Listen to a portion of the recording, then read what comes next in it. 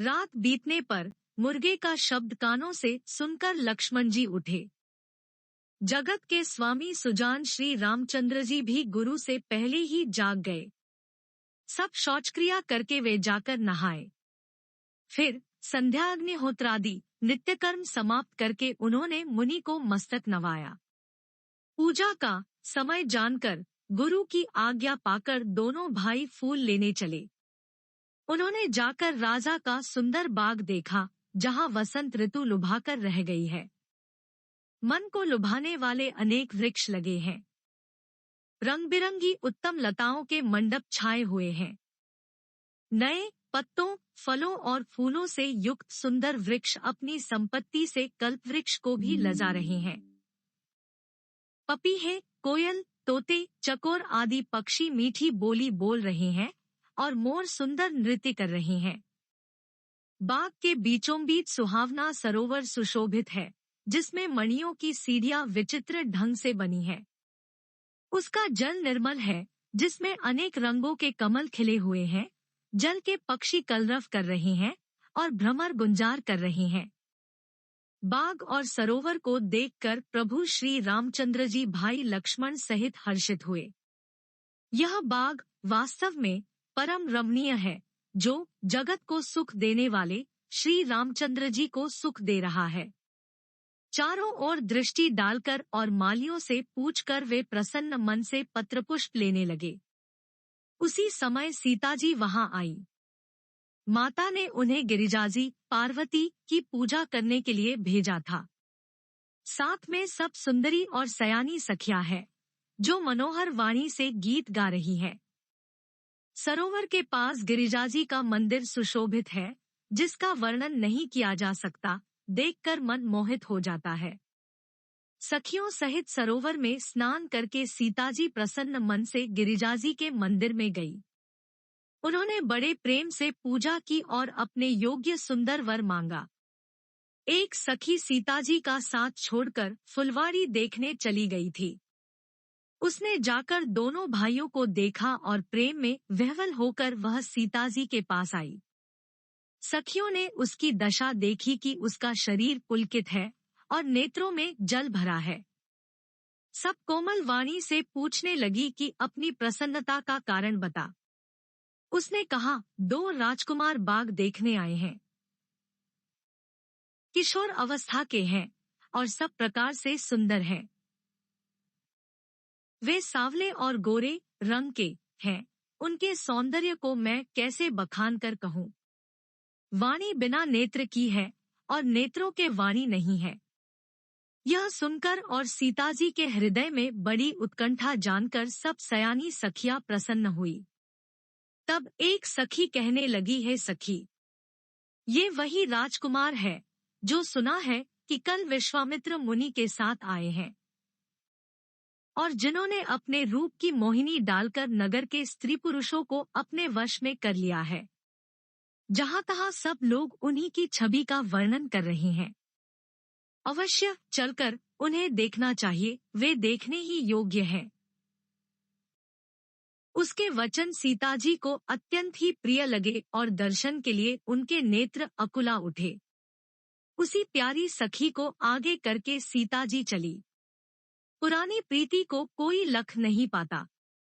नारद जी के वचनों का स्मरण करके सीताजी के मन में पवित्र प्रीति उत्पन्न हुई। वे चकित होकर सब और इस तरह देख रही हैं, मानो डरी हुई मृगछौनी इधर उधर देख रही हो।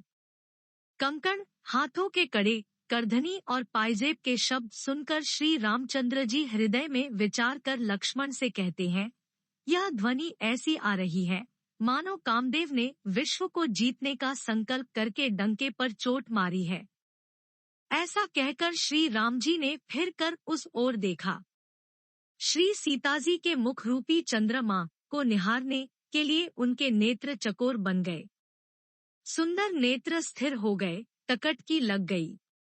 मानो निमि जनक जी के पूर्वज ने, जिनका सबकी पलकों में निवास माना गया है, लड़की दामाद के मिलन प्रसंग को देखना उचित नहीं, इस भाव से सकुचाकर पलकें छोड़ दी, पलकों में रहना छोड़ दिया, जिससे पलकों का गिरना रुक गया। सीताजी की शोभा देखकर श्री राम जी ने बड़ा सुख पाया। हृदय में वे उसकी सराहना करते हैं, किंतु मुख से वचन नहीं निकलते। वह शोभा ऐसी अनुपम है, मानो ब्रह्मा ने अपनी सारी निपुणता को मूर्तिमान कर संसार को प्रकट करके दिखा दिया हो। वह सीताजी की शोभा सुंदरता को भी सुंदर करने वाली है। वह ऐसी मालूम होती है, मानो सुंदरता रूपी घर में दीपक की लौ जल रही हो। अब तक सुंदरता रूपी भवन में अंधेरा था, वह भवन मानो सीताजी की सुंदरता रूपी दीपशिखा को पाकर जगमगा उठा है, पहले से भी अधिक सुंदर हो गया है। सारी उपमाओं को तो कवियों ने झूठा कर रखा है। मैं जनकनंदिनी श्री सीताजी की किससे उपमा दूं?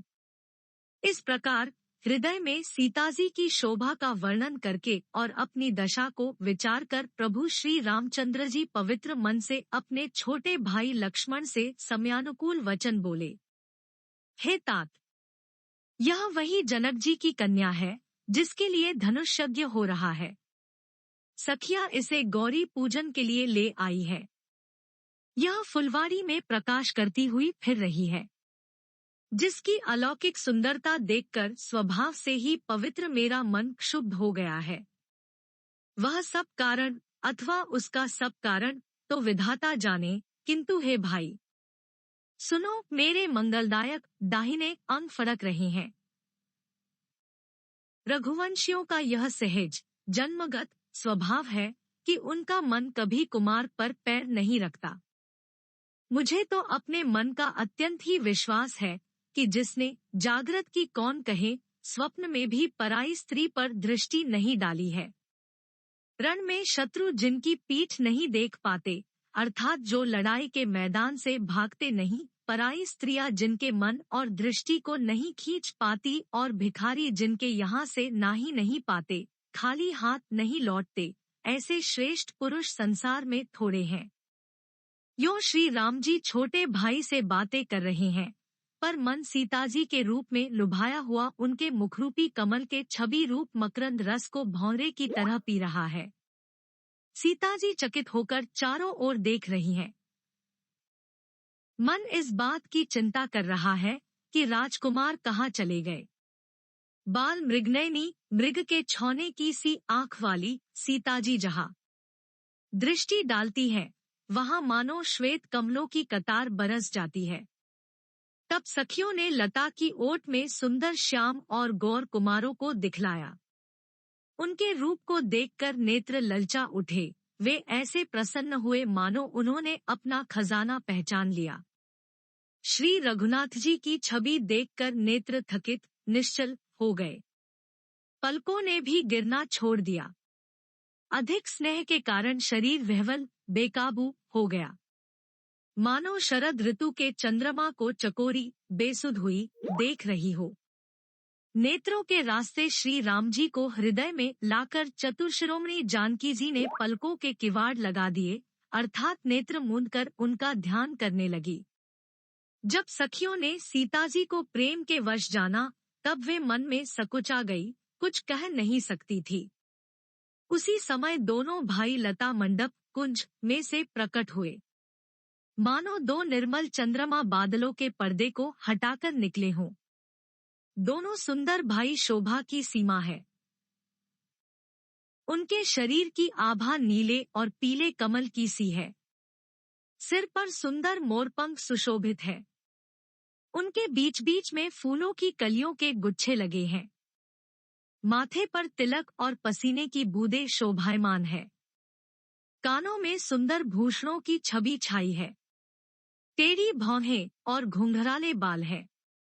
नए लाल कमल के समान रत्नारे लाल नेत्र हैं। थोड़ी नाक और गाल बड़े सुंदर है और हंसी की शोभा मन को मोल लिए लेती है। मुख की छवि तो मुझसे कहीं ही नहीं जाती, जिसे देखकर बहुत से कामदेव लजा जाते हैं। वक्षस्थल पर मणियों की माला है। शंख के सदृश सुंदर गला है। कामदेव के हाथी के बच्चे की सूंड के समान उतार चढ़ाव वाली एवं कोमल भुजाएं हैं, जो बल की सीमा है। जिसके बाएं हाथ में फूलों सहित दोना है। हे सखी, वह सावला कुंवर तो बहुत ही सलोना है। सिंह की सी पतली लचीली कमर वाले, पीतांबर धारण किए हुए, शोभा और शील के भंडार, सूर्यकुल के भूषण श्री रामचंद्र जी को देखकर सखिया अपने आप को भूल गई। एक चतुर सखी धीरज धरकर हाथ पकड़कर सीताजी से बोली, गिरिजाजी का ध्यान फिर कर लेना, इस समय राजकुमार को क्यों नहीं देख लेती। तब सीताजी ने सकुचाकर नेत्र खोले और रघुकुल के दोनों सिंहों को अपने सामने खड़े देखा। नख से शिखा तक श्री राम जी की शोभा देखकर और फिर पिता का प्रण याद करके उनका मन बहुत क्षुब्ध हो गया। जब सखियों ने सीताजी को परवश प्रेम के वश देखा, तब सब भयभीत होकर कहने लगी, बड़ी देर हो गई, अब चलना चाहिए, कल इसी समय फिर आएंगी। ऐसा कहकर एक सखी मन में हंसी। सखी की यह रहस्यभरी वाणी सुनकर सीताजी सकुचा गई। देर हो गई जान उन्हें माता का भय लगा। बहुत धीरज धरकर वे श्री रामचंद्र जी को हृदय में ले आईं और उनका ध्यान करती हुई अपने को पिता के अधीन जानकर लौट चली।